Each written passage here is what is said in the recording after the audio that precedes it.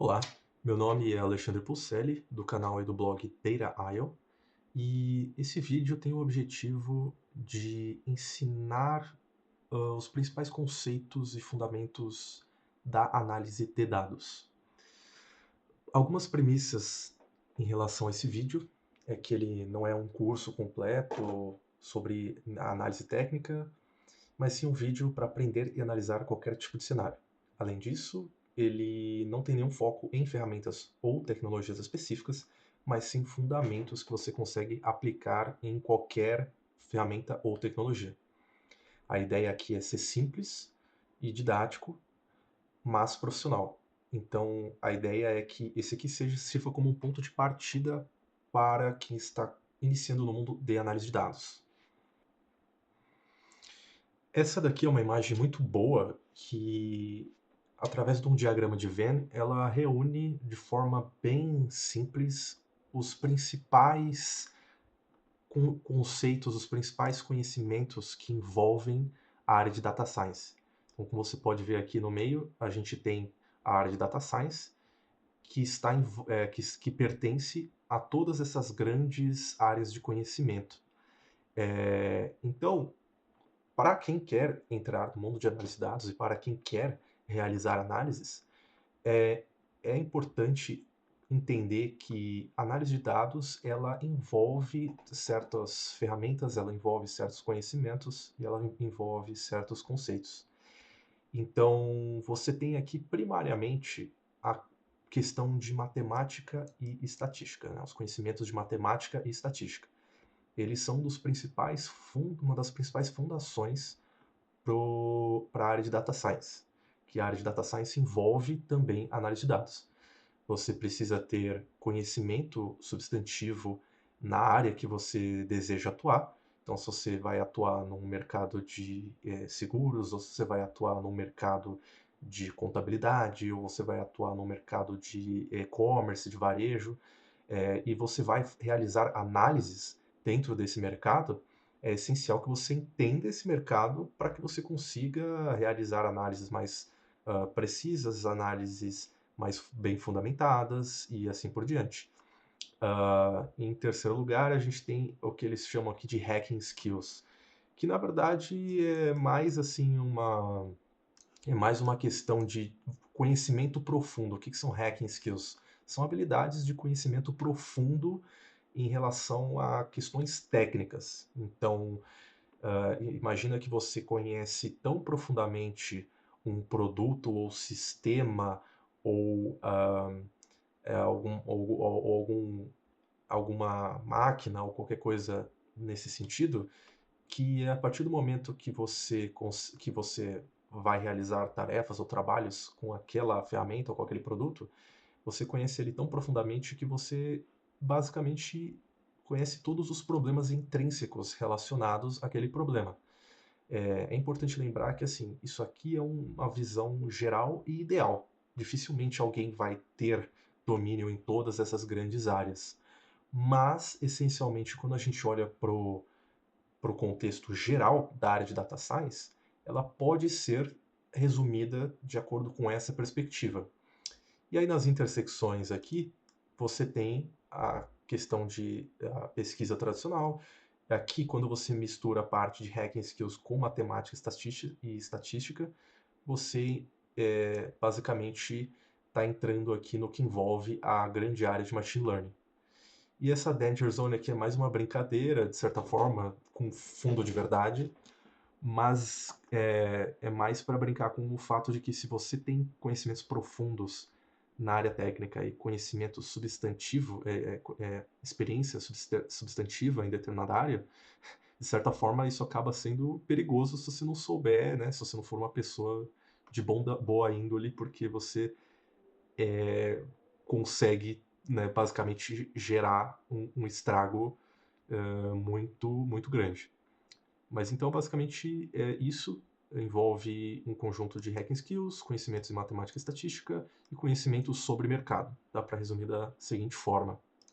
Bom, aqui a gente tem um gráfico que é relativamente popular aí no mercado de tecnologia, que é a pirâmide da hierarquia de necessidades em Data Science, criado pela @mrogetti. Ahn, todas as fontes das imagens estão aqui nos slides, para quem quiser consultar essas imagens e gráficos depois. Mas aqui nessa pirâmide, o que eu gosto bastante dela é que ela resume quais são os grandes papéis dentro da área de tecnologia como um todo, tá? Então, aqui vamos passar por cima aqui dos grandes papéis, mas vamos focar na parte da análise de dados e dos analistas de dados, tá? Então, essencialmente, você começa pela fundação. Por que a fundação é a parte mais importante, e você pode ver que é a parte mais larga aqui da pirâmide? Porque não existe, basicamente, todas essas outras etapas dos papéis de tecnologia, elas essencialmente só são possíveis por conta dessa primeira etapa. Então, enxergue cada etapa basicamente de baixo para cima. A gente olha essa pirâmide de baixo para cima. A gente começa com os fundamentos e a partir dos fundamentos é que a gente consegue atingir os níveis mais especializados de tecnologia. Bom, então essencialmente você tem aqui a parte de instrumentação, logs, sensores, dados externos e conteúdo gerado pelos usuários. Essencialmente é aqui que nasce os dados que vão ser consumidos e analisados mais para frente ao longo da pirâmide. Porque isso aqui a gente está falando da matéria-prima. Quando a gente fala de sensores, por exemplo, a gente está falando da matéria-prima que vai gerar os dados para serem analisados. Quando a gente fala de conteúdo gerado pelo usuário, a gente está falando da matéria-prima que vai permitir análises de redes sociais e esse tipo de coisa. Então aqui é a fundação mesmo. E quem vai construir essa etapa da fundação são os arquitetos e desenvolvedores de aplicação, enfim, arquitetos, engenheiros de DevOps, enfim.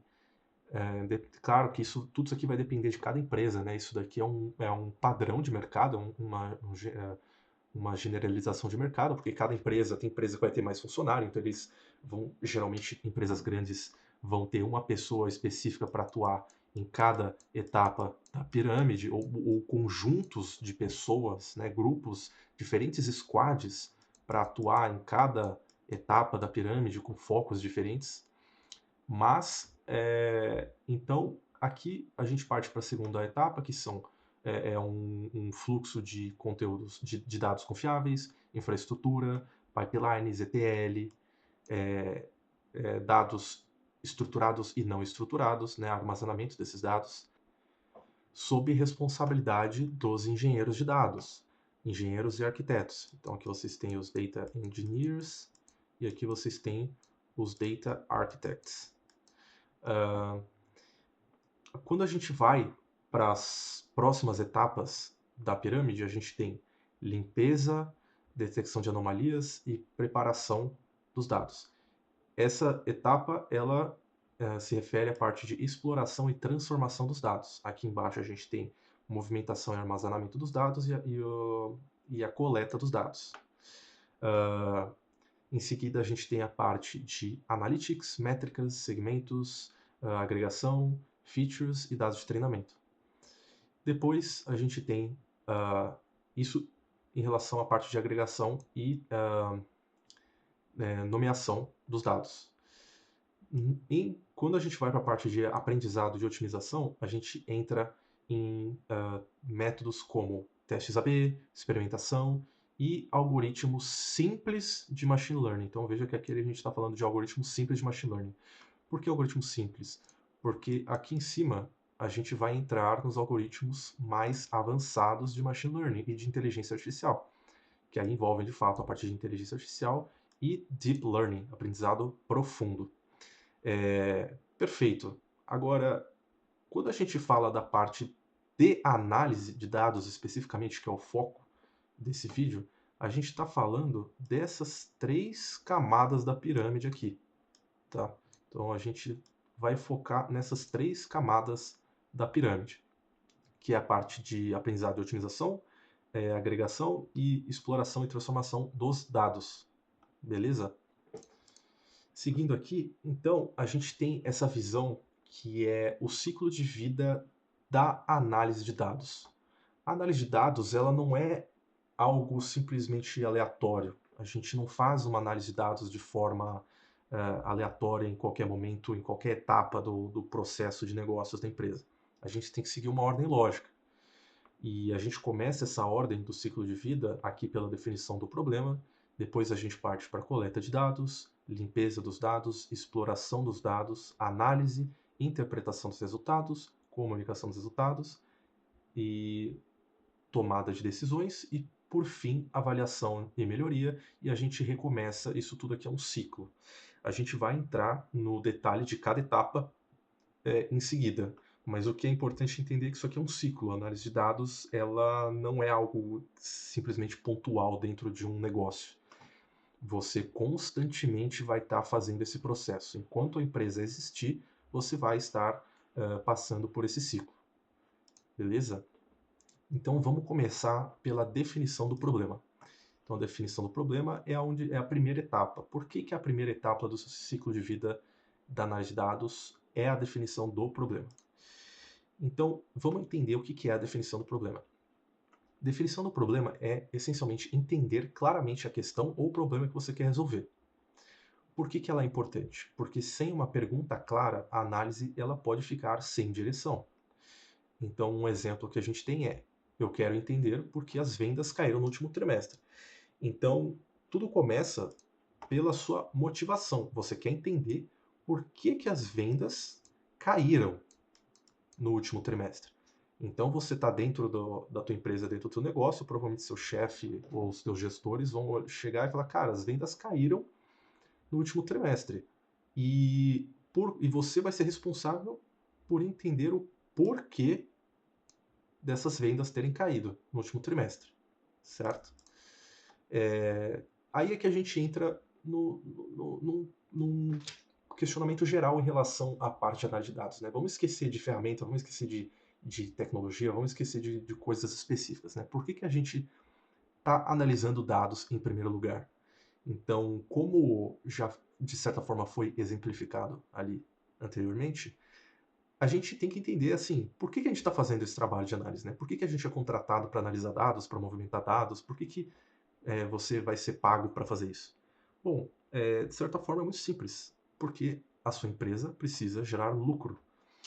E os seus gestores precisam que você realize essas análises para que você proporcione com essas análises insumos para que os teus gestores tomem decisões estratégicas para a empresa. Então, a empresa precisa gerar lucro, isso é qualquer empresa. Qualquer empresa vai precisar gerar lucro. Sem lucro, a empresa fecha. E para que ela gere lucro, você precisa fazer as análises, e com essas análises você vai proporcionar insumos, e com esses insumos os teus gestores vão conseguir tomar decisões estratégicas para que a empresa consiga evitar problemas ou otimizar seus processos e assim por diante, certo? E quando você for fazer essa análise, o que essencialmente precisa ser analisado? Cada cenário, cada momento, cada análise, ela vai ter um perfil diferente, uma necessidade diferente, um momento diferente dentro da sua empresa. Né? Se a sua empresa é uma empresa pequena, está crescendo, se ela já está na média, é grande, enfim. Mas, de certa forma, isso daqui exemplifica uma boa parte das análises que você vai precisar realizar ao longo da tua jornada. Então, de certa forma, toda empresa ela vai ter essa mesma estrutura que é o funil de conversão de inbound. Toda empresa, salvo extremas raras exceções, vai seguir esse mesmo processo. Então, imagina que você tem um produto. Você tem um produto de, sei lá, você vende suplementos. Olha, vamos supor que você criou tua empresa agora. Se você criou tua empresa agora e você precisa vender os teus suplementos, a maior parte do teu público ele vai ser estranho, ele não conhece a sua marca. Então, a sua empresa vai fazer aqui esse trabalho de atração desses clientes, né? Vai utilizar essas ferramentas, então buscadores, marketing, blog, etc. Mas o que é importante você saber é que assim, eles vão estar nessa etapa aqui do processo de conversão da tua empresa. Depois que você chama e atrai essas pessoas, elas vão se tornar visitantes dentro do seu site ou do seu aplicativo. E uma vez que elas se tornam visitantes, elas vão entrar nessa segunda etapa aqui do funil geral de inbound. E aí o seu papel aqui dentro, na verdade o papel da sua empresa, não necessariamente o seu papel como analista, mas o papel da empresa é converter esses visitantes em contatos. Porque beleza, a pessoa se tornou visitante, ela vai passar a preencher algum tipo de formulário, né, ou a clicar em algum call to action, ou alguma landing page, e ela vai se passar de visitante para contato. Depois ela vai para a parte de fechamento. E aí você entra com a ferramenta, a sua empresa vai entrar com as ferramentas de otimização de e-mail, segmentação de lead, alerta de vendas, nutrição de leads e por aí vai. Depois, esses contatos vão passar para leads qualificados. E aí, por fim, o objetivo é você converter isso aqui tudo em vendas, porque o objetivo da empresa é lucro. Então você precisa gerar vendas. E aonde exatamente está o papel da análise nesse processo? O papel da análise, ele essencialmente vai estar aqui, ó. Não,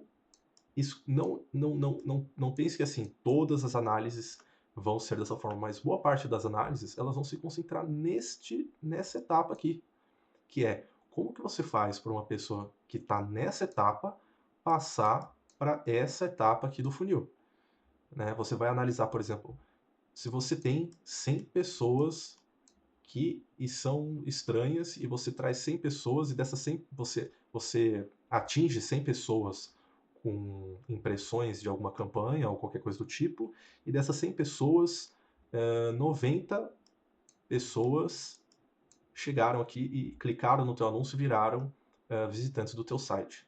Bom, então, se você atingiu 100 pessoas com impressões e dessas 100 impressões, 90 pessoas se tornaram visitantes do seu site, então a tua taxa de conversão dessa etapa é de 90%.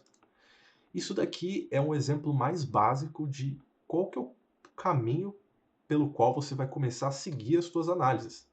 Então aqui, uma taxa de 90% de conversão é muito boa. Aí você vai começar a analisar a taxa para todas essas etapas do funil.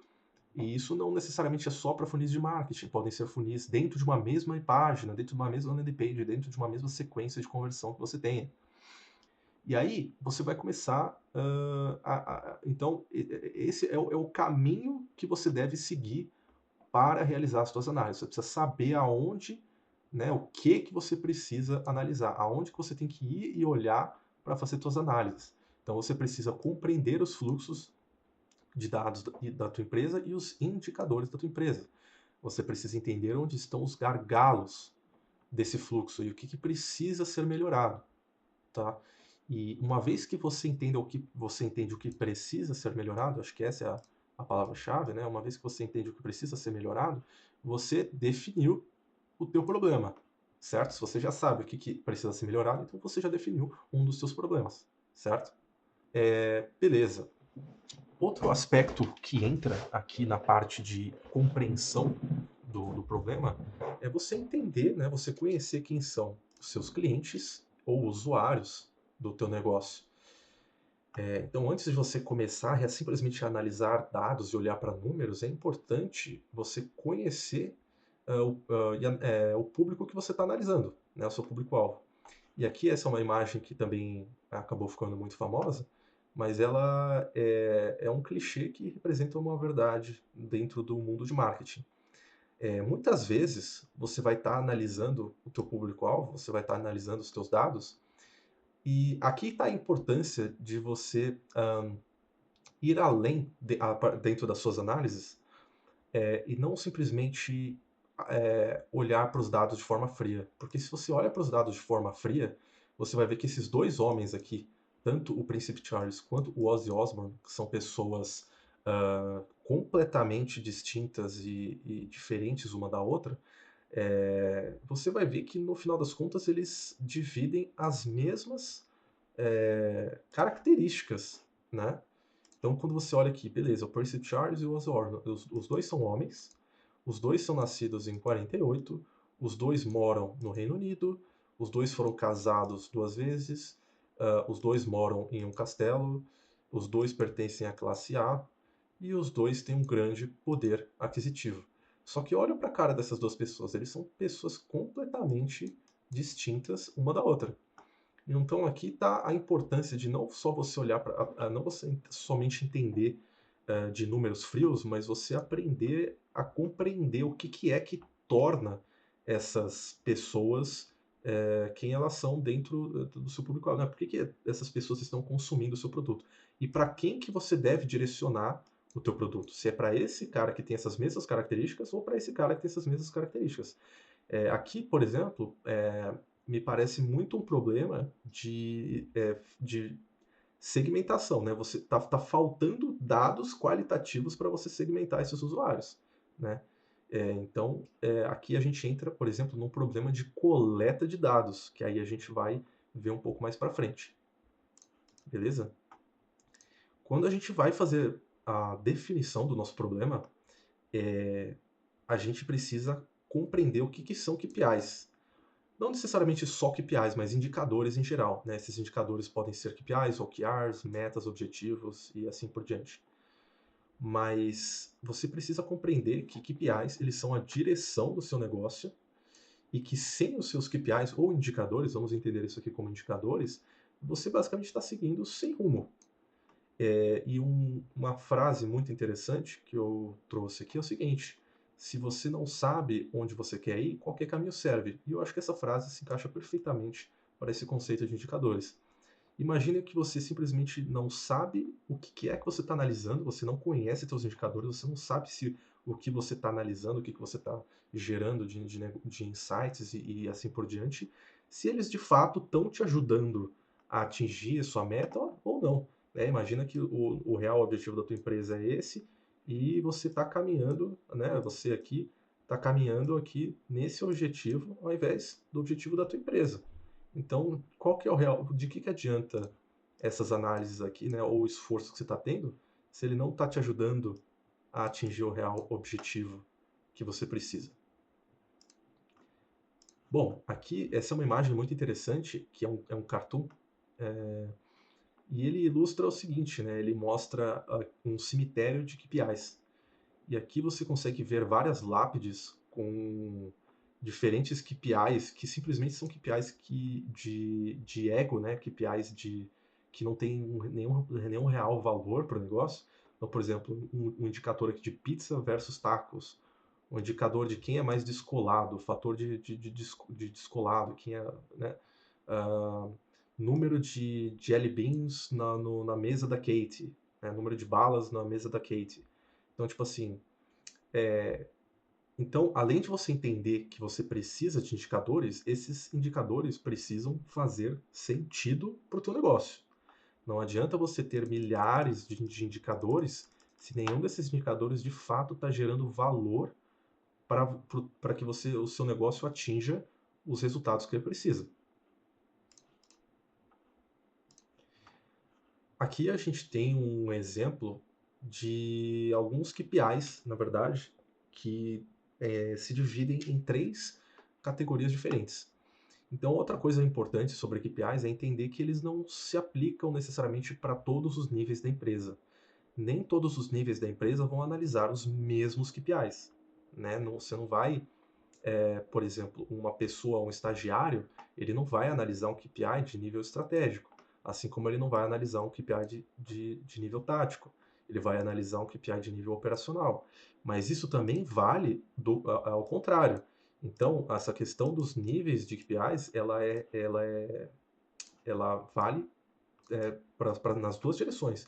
Um estagiário não vai analisar um KPI de nível estratégico nem tático, e um CEO, ele também não vai perder o tempo dele.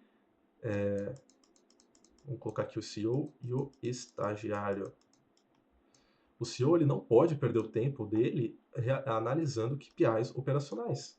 Ele precisa focar nos KPIs estratégicos, porque ele precisa tomar decisões que vão ter um impacto muito diferente do que um KPI operacional. Então aqui você tem alguns exemplos de KPIs estratégicos. Qual que é o foco dos KPIs estratégicos? São KPIs que medem o longo prazo e uma visão geral da empresa. Então você tem, por exemplo, o market share da empresa, que é a participação de mercado, o Customer Lifetime Value, que é o mais conhecido como LTV, Net Promoter Score e assim por diante. Aqui no nível tático, você está pensando mais aqui no middle management, na gestão intermediária, como gerentes e coordenadores. Aqui o foco desses KPIs táticos, eles são objetivos de médio prazo e iniciativas específicas, por exemplo, algum projeto. Então você tem o churn rate, você tem time to market e você tem o ROI de campanhas de marketing, né? Que você repara que ele está analisando o ROI de campanhas de marketing, que são, por exemplo, o gerente de mídias sociais, ele vai analisar o ROI das campanhas de mídias sociais e assim por diante. E aqui você tem os KPIs operacionais, com foco em processos diários e metas de curto prazo. Como exemplo, você tem aqui o tempo de atendimento ao cliente, taxa de defeitos, produtividade por funcionário e assim por diante. E quem vai analisar isso daqui são os analistas e provavelmente alguns estagiários que estejam envolvidos nesse processo e assim por diante.